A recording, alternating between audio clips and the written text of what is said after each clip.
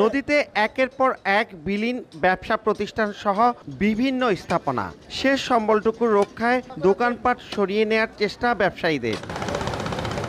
প্রায় ২০০ বছরের ঐতিহ্যবাহী মুন্সিগঞ্জের দিঘিরপাড় বাজারে আবারও পদ্মার ভাঙন দেখা দিয়েছে। বৃহস্পতিবার একটি পাটের আড়ত সহ ৯টি দোকান চলে যায় নদীতে। কামারপট্টিও নিশ্চিহ্ন প্রায়, ভেসে গেছে বাজার রক্ষা বাঁধের ব্লক ও জিও ব্যাগ। ভাঙনের মুখে মূলচর, সাতবচর ও কান্দারবাড়ি গ্রামের বাড়িঘরও। স্থানীয়দের অভিযোগ, অবৈধভাবে বালু উত্তোলন ও পানি উন্নয়ন বোর্ডের গাফিলতির কারণেই এ দশা। অনেকগুলো ঘর ছিল, তাড়াতাড়ি করে দৌড়াদৌড়ি করে সবাই মিললে আমাকে ভেঙে চুরা সারা লাগছে। কাজের গাফলতির কারণে বর্তমান একটা বাজার হুমকির মুখে। মাননীয় প্রধানমন্ত্রী আমার আকুল আবেদন থাকবে আমাদের এই বেড়িবাঁধটি যাতে অতি দ্রুত সম্পন্ন করা হয়।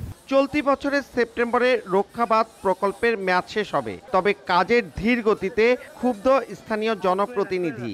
পানি উন্নয়ন বোর্ড বলছে ভাঙন রোধের চেষ্টা চলছে।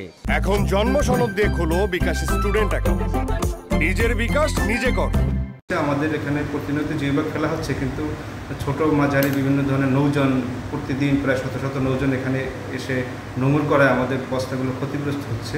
সেজন্য বারবার এখানে বস্তা ফেলতে হচ্ছে। এ ব্যাপারে জনগণকে একটু সচেতন থাকতে হবে এবং আমাদের পক্ষ থেকে দ্রুত ব্যবস্থা নেওয়া হচ্ছে। ভাঙন রোধে টঙ্গীবাড়ির দিঘিরপাড় থেকে লৌহজংয়ের শিমুলিয়া পর্যন্ত ১৩.৭০ কিলোমিটার এলাকা জুড়ে প্রকল্প গ্রহণ করা হয় ২০২১ সালের এপ্রিলে। প্রায় ৩ বছর আগে ৪৭৮ কোটি টাকার ভাঙন রোধ প্রকল্প গ্রহণ করা হলেও তার যথাযথ বাস্তবায়ন না হয় ঐতিহ্যবাহী দিঘিরপাড় বাজার পড়েছে ভাঙনের কবলে। মুন্সিগঞ্জের দিঘিরপাড় থেকে নাসির উদ্দিন উজ্জ্বল, সময় সংবাদ।